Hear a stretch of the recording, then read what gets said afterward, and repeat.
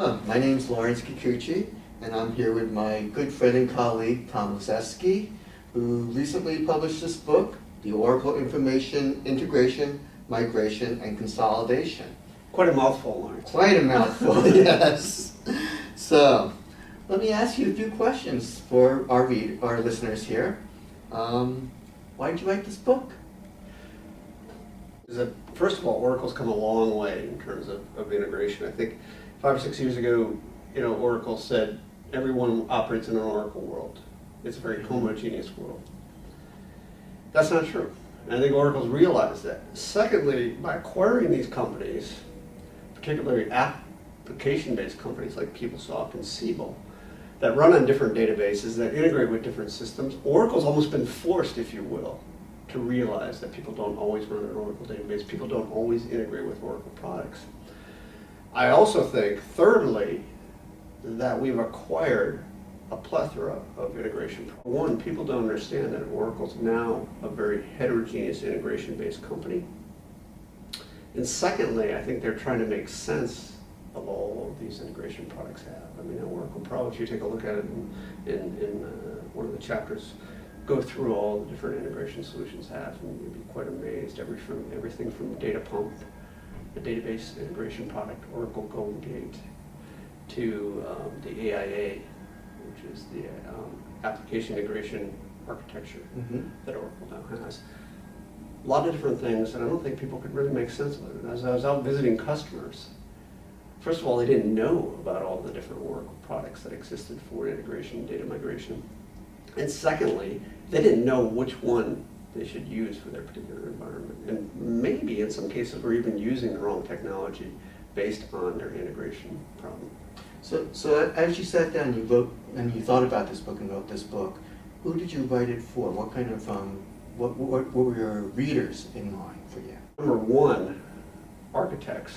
Because enterprise architects are really the ones making a lot of decisions based on integration. Should I use SOA? Should I use web services? Should I do database integration? Is FTPing a file, to someone? Is that the best integration method I can come up with? So architects, both enterprise architects, database architects, and software development architects really are three of the top folks that the book was written for.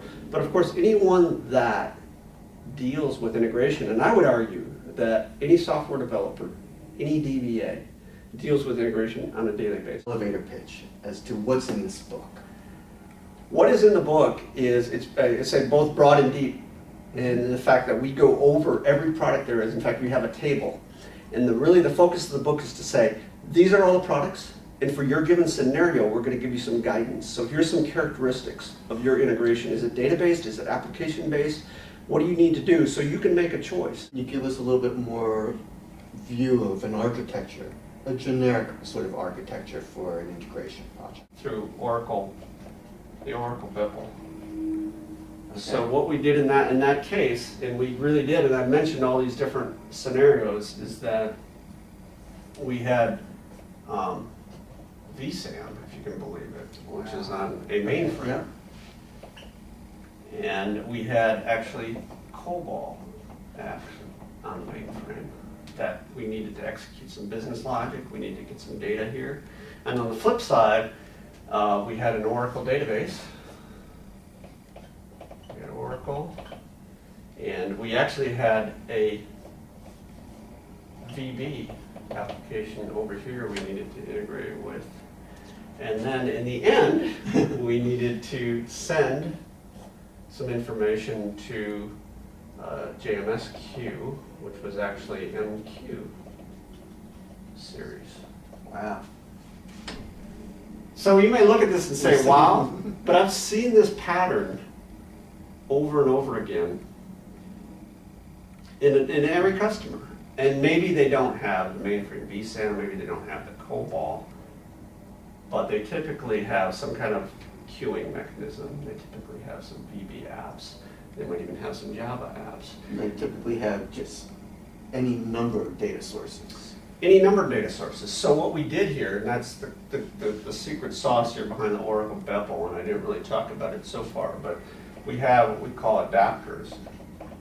And we have technology adapters, we have e-business suite adapters as well. So we have technology adapters would play in this universe here at all. If we had, and to complicate things a little bit more, because you said wow about my diagram, to complicate things even more is that someone may have an SAP app they need to integrate with. And we have what we call application adapters. So in this case, this would be an application adapter. And what we used in this particular scenario was just technology adapters. So we had a database adapter for Oracle. We actually had an adapter that we OEM from a third party that actually allows you to call and look at COBOL applications as web services. Wow. So a web services COBOL adapter will allow you to call this on the mainframe. We, out of the box, have a vSAN adapter, part of our mainframe adapter suite. So right there, it's a web services adapter. And for BB, once again, we can do a web services adapter.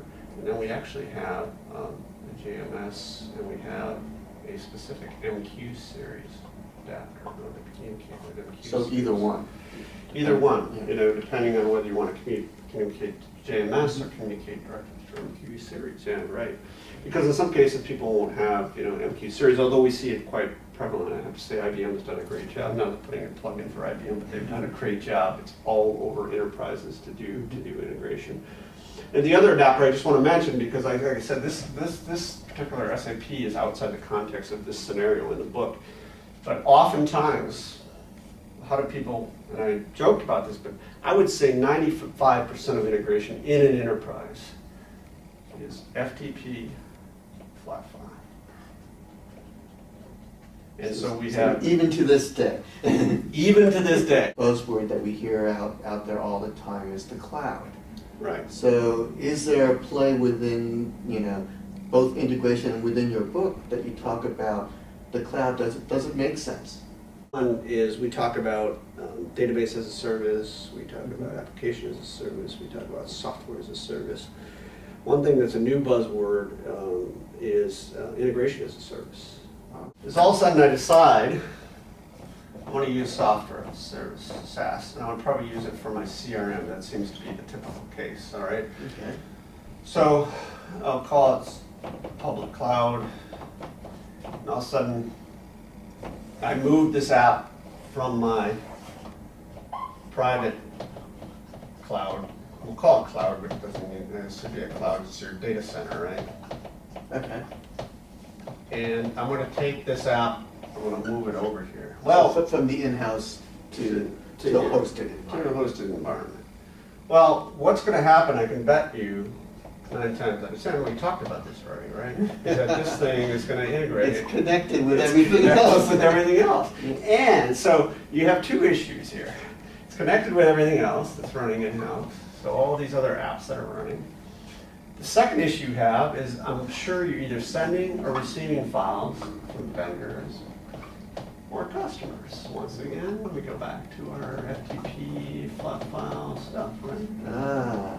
So now you've taken this stuff, you've moved over here. Whoa, I need to somehow integrate back Still here. come back. I still need to be able to integrate with these guys. And moving, say, a CRM application to the cloud is almost analogous to when you move, you know, one system off of a mainframe system. But you actually exponentially make this more complicated because of the fact that you no longer own this. Someone else owns this infrastructure.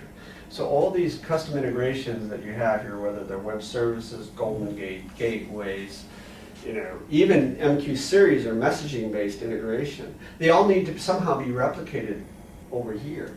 And then you also have the third-party vendors, because I can guarantee you, you're going to be doing some kind of integration. And so how does this vendor then integrate, either receive or send information to these third-party vendors or customers?